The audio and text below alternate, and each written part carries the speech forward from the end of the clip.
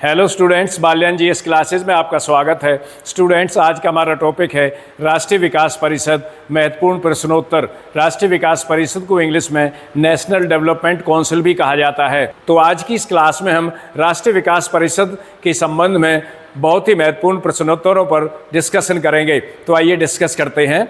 राष्ट्रीय विकास परिषद, राष्ट्रीय विकास परिषद को इंग्लिश में नेशनल डेवलपमेंट काउंसिल भी कहते हैं। तो महत्वपूर्ण प्रश्नोत्तर, प्रश्न नंबर 1, भारत में राष्ट्रीय विकास परिषद कब गठित की गई थी? यह बहुत ही महत्वपूर्ण प्रश्न है। और पहला प्रश्न है कि भारत में राष्ट्रीय विकास परिषद कब गठित की गई थी, या भारत में राष्ट्रीय विकास परिषद का गठन कब किया गया था? तो मैं आपको बता दूं, भारत में राष्ट्रीय विकास परिषद का गठन 6 अगस्त 1952 को किया गया था। और किसके द्वारा इसका गठन किया गया था? केंद्रीय सरकार के मंत्रिमंडल के द्वारा इसका गठन किया गया था। तो इसका आंसर हो गया 6 अगस्त 1952। 6 अगस्त 1952 को राष्ट्रीय विकास परिषद का गठन किया गया था। क्वेश्चन नंबर 2, राष्ट्रीय विकास परिषद का गठन किसके द्वारा किया गया? तो यह भी महत्वपूर्ण प्रश्न है कि राष्ट्रीय विकास परिषद का गठन किसके द्वारा किया गया। क्या राष्ट्रीय विकास परिषद संवैधानिक संस्था थी, या राष्ट्रीय विकास परिषद वैधानिक संस्था थी, या राष्ट्रीय विकास परिषद का गठन किया गया तो किसके द्वारा किया गया? तो मैं आपको बता दूं कि राष्ट्रीय विकास परिषद का गठन केंद्रीय मंत्रिमंडल के एक प्रस्ताव के द्वारा किया गया। केंद्रीय मंत्रिमंडल एक प्रस्ताव लाया था जिसके द्वारा राष्ट्रीय विकास परिषद का गठन किया गया था। तो इसका आंसर हो गया, इसका आंसर है केंद्रीय मंत्रिमंडल के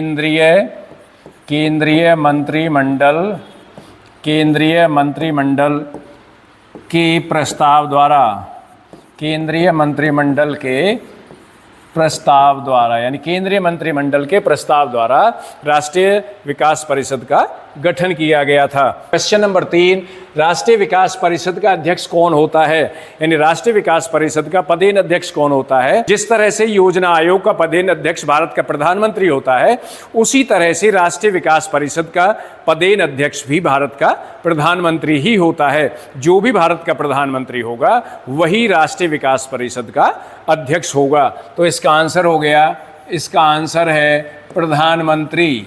इसका आंसर है प्रधानमंत्री राष्ट्रीय विकास परिषद का अध्यक्ष होता है।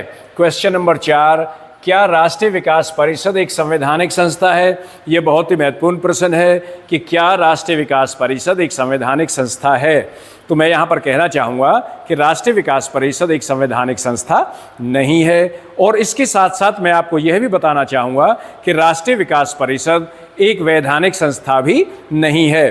तो सबसे पहले तो मैं आपको बता दूं कि संवैधानिक संस्था क्या होती है। संवैधानिक संस्था वह संस्था होती है जिसका उल्लेख भारत के संविधान में किया हुआ हो, तथा वैधानिक संस्था वह संस्था होती है जिसका गठन भारत की संसद में प्रस्ताव पास करके या कानून पास करके, अधिनियम पास करके या एक्ट बनाकर जिसका गठन किया गया हो, उसे वैधानिक संस्था कहते हैं। तो राष्ट्रीय विकास परिषद इन दोनों में से कोई भी संस्था नहीं है। न तो राष्ट्रीय विकास परिषद वैधानिक संस्था है तथा न ही राष्ट्रीय विकास परिषद एक संवैधानिक संस्था है।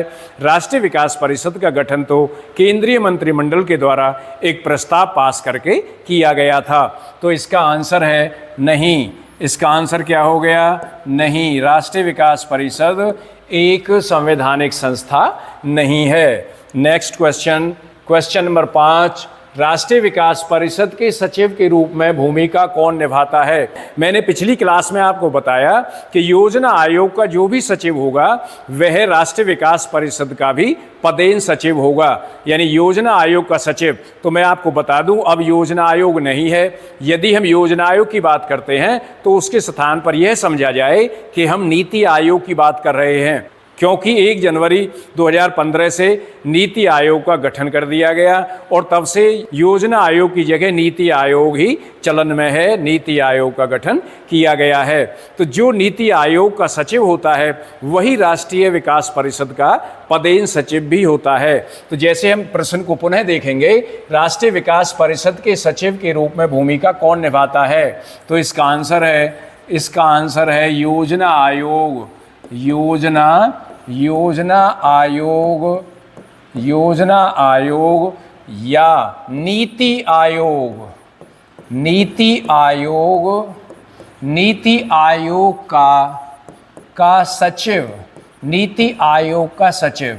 मैं आपको पुनः बता दूं कि जब 1 जनवरी 2015 से पहले योजना आयोग था तो जो योजना आयोग का सचिव था वह राष्ट्रीय विकास परिषद का भी सचिव होता था, परंतु जब योजना आयोग को समाप्त कर दिया गया और 1 जनवरी 2015 को नीति आयोग का गठन कर दिया तो तब से नीति आयोग का सचिव ही राष्ट्रीय विकास परिषद के सचिव के रूप में भूमिका निभाता चला आ रहा है। इसके बाद क्वेश्चन नंबर 6, कौन योजना आयोग तथा राज्य सरकारों के बीच समन्वयकर्ता का कार्य करता है? तो यहाँ पर पुनः योजना आयोग का उल्लेख हमने किया है, तो योजना आयोग से आपको नीति आयोग के रूप में समझ जाना है।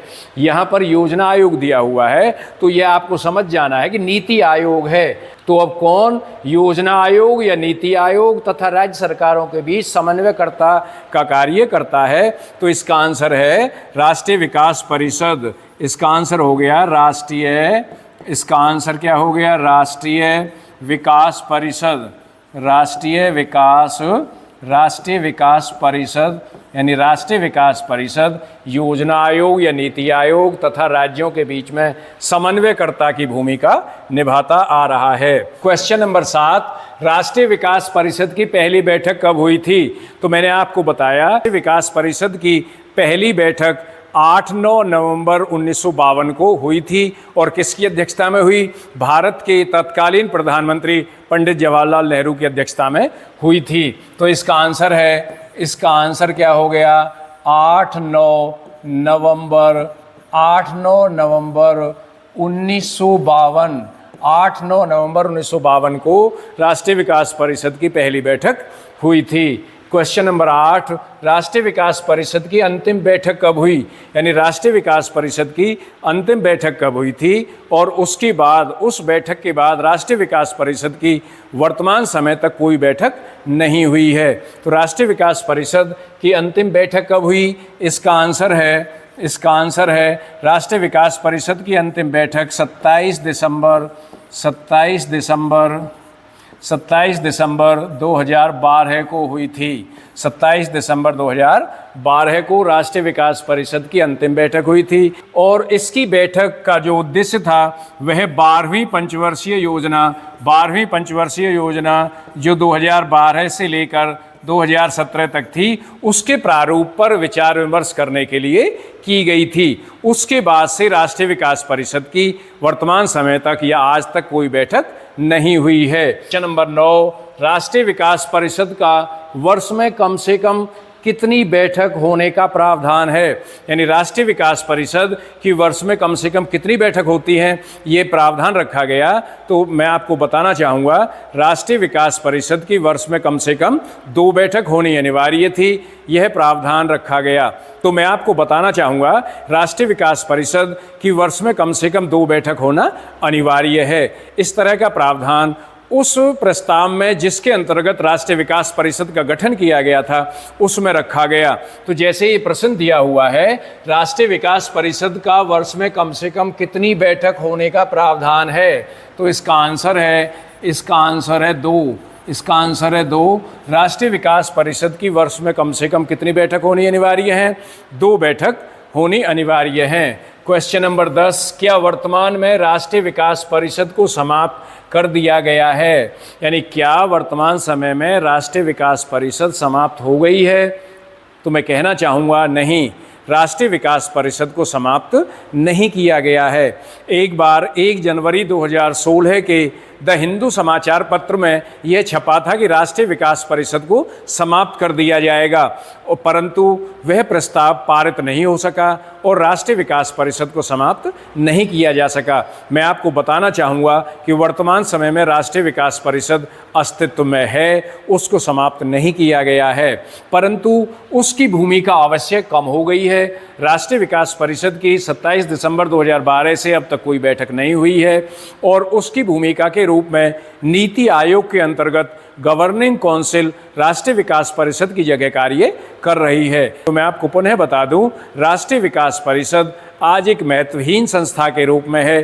राष्ट्रीय विकास परिषद का कोई महत्वपूर्ण कार्य नहीं है। तो पुनः इस क्वेश्चन को हम देखते हैं, क्या वर्तमान में राष्ट्रीय विकास परिषद को समाप्त कर दिया गया है? तो इसका आंसर है नहीं। इसका आंसर है नहीं। वर्तमान समय में राष्ट्रीय विकास परिषद को समाप्त नहीं किया गया है। राष्ट्रीय विकास परिषद अभी भी अस्तित्व में है, परंतु उसकी भूमिका नाम मात्र की है, उसकी भूमिका न के बराबर है।